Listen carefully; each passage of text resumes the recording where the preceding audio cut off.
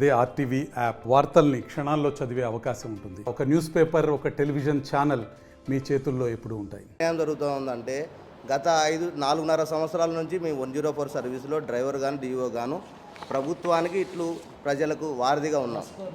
ఇంతవరకు మాకి గత ప్రభుత్వంలో అరవిందో సంస్థలో 10% ఇంక్రిమెంట్ ఏదైతే ఇచ్చారో ఆ ఇంక్రిమెంట్ కూడా తొలగించే విధానికి ఈ ప్రభుత్వం ఈ ఆర్ఎఫ్పిలో పొందుపరచడం జరిగింది.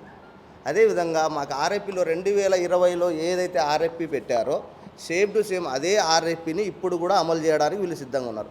కొత్తగా ల్యాబ్ టెక్నీషియన్ అనే ఒక పోస్ట్ క్రియేట్ చేయడం జరిగింది. దానికి శుభ పరిణామే. కానీ మాకి ఉద్యోగుల 4.5 సంవత్సరాల నుంచి చేసిన సర్వీస్ అనేది పూర్తిగా వ్యర్థం అయిపోతుంది.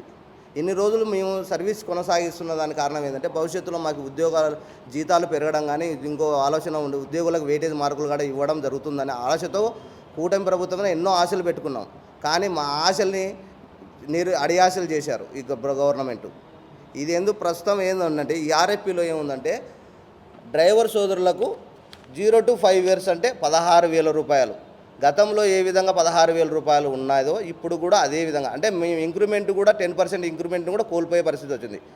మేము ఏం అడుగుతున్నాం, ప్రధానంగా డిమాండ్ మా సర్వీస్ని పరిగణలోకి తీసుకొని ఎప్పుడైతే మా 5 years కంప్లీట్ అవుతుందో 5 years ఆటోమేటిక్ స్లాబ్ సిస్టమ్ అమలు చేయాలనేది ప్రధానమైన డిమాండ్. అదేవిధంగా డిఈఓలకు కూడా స్లాబ్ సిస్టమ్ అమలు చేయాలి. వీళ్ళు డిఈఓలకి గతంలో 2020లో ఏదైతే 15,000 రూపాయలు మెన్షన్ చేశారో అదే 15,000 కొనసాగిస్తాను అనేది చాలా దారుణమైన విషయం. దీన్ని పూర్తిగా తీవ్రంగా 104 యూనియన్ ఖండిస్తూ ఉంది.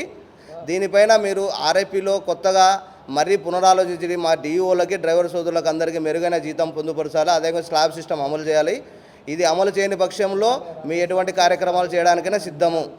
దయచేసి కూటమి ప్రభుత్వం, ముఖ్యమంత్రి చంద్రబాబు నాయుడు గారు చొరవ తీసుకొని మాకి ఆర్ఎఫ్పిలో కొత్తగా మళ్ళీ కొత్త ఆర్ఎఫ్పిని రూపొందించాలని కోరుతున్నాం. ఎందుకు అలాగంటున్నామంటే గతంలో మేము 16,000 రూపాయలు డ్రైవర్లుగా తీసుకున్నాం. 16,600 రూపాయలు నెట్ శాలరీ 2 సంవత్సరాల తర్వాత. ఇప్పుడు వచ్చేసి మళ్ళీ 16,000 రూపాయలకి జీతం తీసుకోవాలంటే మేము ఇంత సర్వీస్ ఇప్పుడు 16,600 నుంచి మళ్ళీ 600 రూపాయలు తగ్గిపోవడమే కాక 4.5 సంవత్సరం సర్వీస్ కోల్పోవడం జరుగుతుంది. అలా అదేవిధంగా డిఓ సోదరులకు కూడా 15,500 రూపాయలు జీతం వస్తుంది ప్రజెంటు. వీళ్ళకి ఈ 4.5 సంవత్సరం సర్వీస్ కోల్పోవడంతో పాటు మళ్ళీ 500 రూపాయల జీతం తగ్గుతుంది. ప్లస్ మాకు స్లాబ్ సిస్టమ్ ఏదైతే ఉందో మీరు ఏదైతే ప్రకటించారో అదే స్లాబ్ సిస్టమ్ డిఓ సోదరులకు కూడా వర్తించే విధంగా అమలు చేయాలి. ఆర్ఎఫ్పిని కొత్తగా పొందుపరచాలని ప్రధానంగా డిమాండ్ చేస్తున్నాం. ఇది ఇంకో విషయం, గతంలో 2019కి ముందు 104 సర్వీస్లో సిటీసీ విధానం అనేది అప్పటికి లేదు. 2020 తర్వాత సిటీసీ విధానం కొనసాగించారు. అదే సిటీసీ విధానాన్ని మళ్ళీ అదే విధంగా కొనసాగడానికి వీళ్ళు టెండర్ ఆర్ఎఫ్పిలో పెట్టడం పొందుపరచడం జరిగింది. ఈ సిటీసీ విధానానికి పూర్తిగా 104 వ్యతిరేకిస్తూ ఉన్నాం.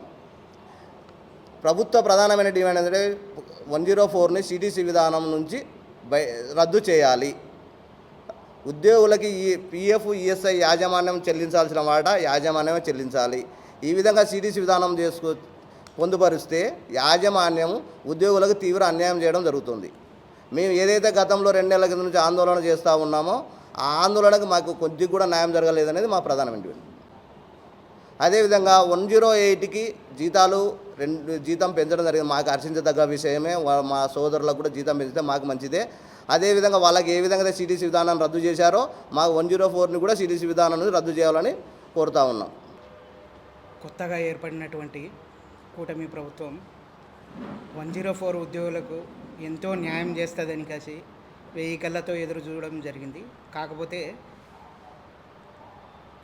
ఈ కూటమి ప్రభుత్వం వచ్చిన తర్వాత మాకు 104 ఉద్యోగులకి తీవ్రమైన అన్యాయం చేయడానికి సిద్ధంగా తయారవుతుంది. ఏ విధంగా అంటే 104 టెండర్లు కొత్త వాళ్ళకి టెండర్లు కట్టబెట్టే ముందు ఆర్ఎఫ్పి అనేది తయారు చేయడం జరిగింది. దాంట్లో వచ్చేసి పూర్తిగా ఎంప్లాయీస్కి ఎలాంటి బెనిఫిట్స్ లేనట్టు పొందుపరచడం జరిగింది. గతంలో వచ్చేసి గత కంపెనీలు అంటే 2-3 కంపెనీలు గత కంపెనీల్లోన 10% మాకి 104 ఉద్యోగులకి శాలరీ మీద ఇంక్రిమెంట్ ఇస్తే ఈ ప్రభుత్వం వచ్చిన తర్వాత కొత్తగా తయారైనటువంటి ఆర్ఎఫ్పిలో 3% మాత్రమే పెట్టడం జరిగింది. అదేవిధంగా డిఈఓ మిత్రులకి, డ్రైవర్ మిత్రులకి 2020 తర్వాత ఎవరైతే జాబ్లోకి జాయిన్ అయినారో వాళ్ళకి ఎలాంటి స్లాబ్ సిస్టమ్ అమలు కాదు అని కాసి పూర్తిగా చెప్పడం జరిగింది. ఆ విధంగా అమలు కాకపోతే ఉద్యోగులు చాలా నిరాశకు గురవుతారు. పెరిగిన ధరలకి అనుగుణంగా వాళ్ళు ఆర్ఎఫ్పిని తయారు చేయమంటే వాళ్ళు ఇష్టానుసారంగా తయారు చేసి ఉద్యోగుల పొట్టకట్టడం జరిగింది.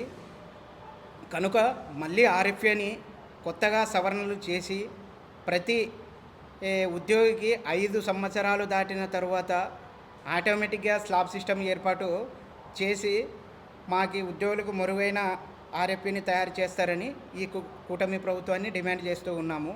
గతంలో వైసీపీ ప్రభుత్వంలో వచ్చేసి 104లో చాలా అవకతవకలు జరిగినాయి, ఉద్యోగులకు చాలా అన్యాయం జరిగింది అని కాసి ఇదే కూటమిలో ఉండే రాజకీయ నాయకులు టీవీలో ముందు వచ్చి కాసి అలచలు సృష్టించినారు. కానీ వార్తాపత్రికల్లోనే దాంట్లోన వీళ్ళు కూటమి ప్రభుత్వం వచ్చిన తర్వాత పూర్తిగా వైసీపీ వాళ్ళకంటే పూర్తిగా భిన్నంగా తయారు చేసి ఉద్యోగులు పూర్తిగా పొట్టగొట్టడం జరిగింది.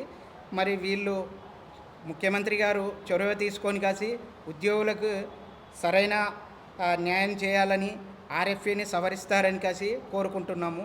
వాళ్ళు ఇదే విధంగా పంతానికి పోయి కాసి ఇదే విధంగా వాళ్ళు ఎలాంటి ఆర్ఎఫ్పిని మార్చకున్న పక్షంలో మేము తీవ్రమైన ఆందోళనకు సిద్ధమవుతున్నామని ఈ మీడియా ముఖంగా తెలియజేస్తున్నాం.